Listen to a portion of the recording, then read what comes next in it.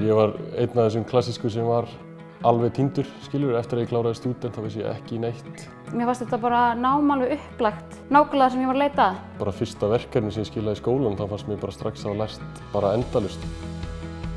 Að mínu mati þetta langt á undan öllum öðrum, sérstaklega þegar það kemur á forritun. Við erum að læra það nýjasta. Það ótrúlega létt að finna svona þitt svið. Þetta líka bara svo fjölbreytt. Við fáum hönnunina, forritunina, þarfagreiningu, notendaviðmót.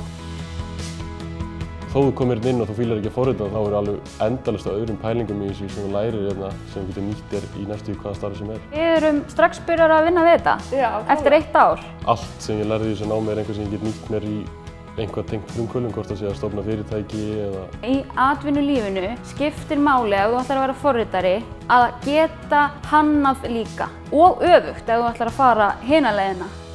Þú ert ekki einn í þessu af því að við erum öll stór fjölskylda. Og við munum öll vera að vinna í sama bransanum í framtíðinni.